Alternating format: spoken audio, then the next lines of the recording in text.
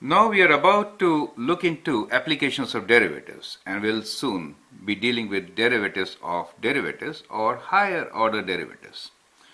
Position, velocity and acceleration is a very good combination to start with. So before getting into more and more derivatives, let's try to understand how are these things related, and then we'll really do some word problems and understand better about writing them in forms of equations and getting our answers. So this is like a graphical representation, and let's try to see what it all means. Graph below represents position s of t in meters and velocity v of t in meters per second for an object. Find the initial velocity, what is the total distance traveled in 4 seconds, what is the displacement in 4 seconds, when is the object moving in positive direction, when is the object slowing down. So these are the questions which are of our interest at present. And they will also help us to understand a graph, to understand how velocity is related with position, and we'll touch upon acceleration also in this discussion. So let's start answering the questions. As you see, here's the graph. The solid line here, inverted parabola, represents position, which is s of t, and this dotted line represents velocity of the same object, right? Now, find the initial velocity. So the dotted line is the velocity. Initial means when t is 0. So we say, well, this is my initial velocity. Now the scale is kind of 10, 15, and 20. So it is more than 15. Let me call this as 16 and say initial velocity is, let's say, 16 meters per second. So we approximate it to 16. Now the second part is, what is the total distance traveled in 4 seconds? Now remember, s is displacement and not distance. So when you go from 0 to 4, displacement is 0 because you started from 0 and ended up at 0 y value, correct? But as far as the distance is concerned, you move up so much, and we are just saying you moved 16. Since we took 16 as approximate value for velocity, let's take 16 but meters for displacement. So you move up by 16 and move down by 16. So what is the total distance traveled? So it is actually 16 plus 16, and that is 32 meters. It's a very, very important point to understand before we really get into this topic. Now the third question is, what is the displacement in 4 seconds? So as I said earlier, displacement is the current position, right? So the current position is 0 units away. So it's like 4, 0, right? So it's at 4, y value is 0.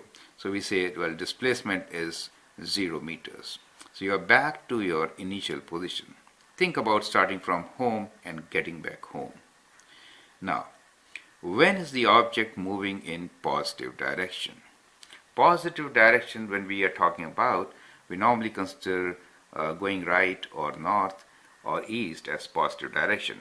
But here, when we will talk about positive direction, let's say when it gets a positive value like increasing value, right?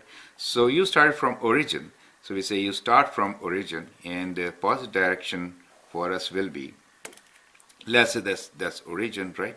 And you start from here, and the positive direction is going right, let us say, right?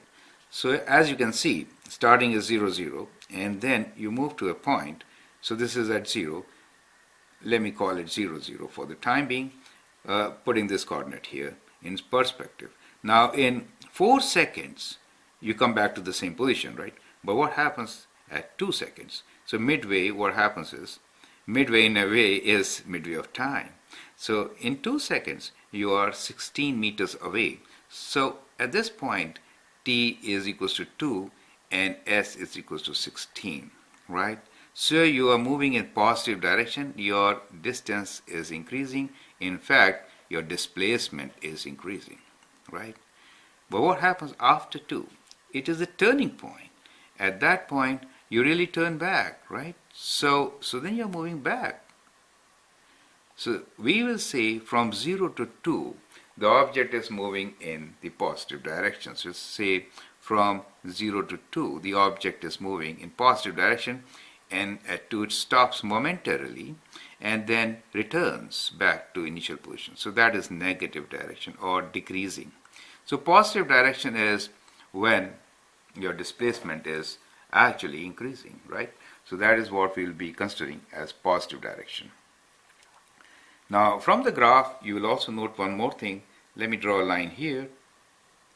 When we are saying positive direction, then velocity is also positive, right? So whenever positive direction, look for velocity being greater than 0. So that means positive direction. So this will help you to solve problems. Now, I hope you understand that point. So positive direction is, as you can see, going up. That means the slope is positive. And slope is velocity for displacement, correct? So if velocity is positive, positive direction. Last is, when is the object slowing down? Now, slowing down is very difficult to find from the graph as such. But what you can see is that if you make a tangent here, it is positive, right? It is positive. Let's give it 2 positives. So as you go here, it is less positive. Let me write 1 positive. And when you come to this point, it is 0. So what you notice about velocity is, so when we are talking about slowing down, we are actually considering velocity, right? We say, what is happening to velocity? So from 0 to 2, the velocity actually becomes lesser and lesser, right? Because more positive and less positive, lesser and lesser. So it's kind of coming down, right? Now, I shouldn't confuse you here, but let me tell you about magnitudes this time because I'll get back to this later. Okay, I'll get back to this later. So what we have noticed here is that the velocity has become less negative. And let's continue with this, okay? So what happens after this? After this, it becomes negative and more negative. Do you see that? So overall, what we find is that velocity is really coming down. So velocity is overall coming down, right? So it becomes from very high positive, so we have high positive, to high negative value, right?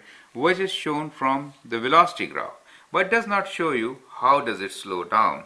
Now when you're talking about slowing down, we are not really considering the sign part, which is positive or negative part. We are referring to magnitude. Slowing down is more about magnitude of velocity. We are referring to magnitude. So what we find here is that the magnitude is 16 here and 0 here. Do you see that? Magnitude is 0, so changing from 16 to 0, right? So magnitude of velocity is of importance here. So that is velocity. And now let me draw another line here and this one for magnitude of velocity, right? And the same time 2 will write in the center. So now what happens? Now if you see from 20 to 0, the magnitude is, from 0 time to 2 time, you see magnitude decreases from 16 to 0. So here the magnitude decreases. Do you see that? But the magnitude increases thereafter. So that is magnitude. So when we are talking about object slowing down, right, like applying brakes, correct, then you slow down. It doesn't really matter whether you're going north or south. Even when you're going south and you apply brakes, you are slowing down. That is what we're trying to say here, right? So we are more talking about magnitude of velocity and not about the actual value which you see from the graph. So you'll flip this, right? So in that case, what you will notice is that magnitude is like absolute value. So this graph, velocity gets flipped. Do you see that? Now you can see very clearly that object is slowing down in the duration from 0 to 2, but is increasing after 2 and 4. So it is slowing down in the interval 0 to 2, right? That is how you are to read your graph and answer the questions. Now I'll tell you another way of finding slowing down from the graph itself, and that is with the help of acceleration. Now acceleration is what? Acceleration is, let me write down here on the side because I'll actually include it in the next video, but I'm just telling you in short here. So we're talking about now acceleration. So acceleration at any time is equals to derivative of velocity, right? So when you do derivative of velocity, this is a slope coming downwards, right? So we can always find the slope, which is, in our case, this value is 16 and 0 here. Duration is 2. So when you divide 16 by 2, you get minus 8, right? So minus 8 will be kind of 10 below 10, about here, right? So let's say this is my curve, or straight line represents acceleration. So this is acceleration for me, correct? So this is the line which moves forward, right? Now acceleration. Now if you see, let me extend this line here. Now acceleration is negative all throughout. What you find is during this duration 0 to 2, both the velocity in the duration 0 to 2, what you notice is that velocity is positive but acceleration is negative. They have opposite signs. So whenever they have opposite signs, it is slowing down. Do you understand? Now after 2, velocity is negative and acceleration is also negative. So they are speeding up, right? So you are going at a higher velocity while going south and you're accelerating. That means you're speeding up, right? So we are talking about magnitudes in this position, correct?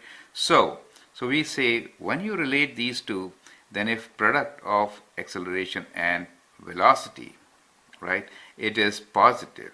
Whenever this is positive, then we say you are speeding up. But if the product acceleration times velocity is negative, then we say you are slowing down. So that's another way of finding whether the object is speeding up or slowing down from a graph. That is, you have to include acceleration graph in that case, right? So these are alternate ways of looking into graph and answering your questions.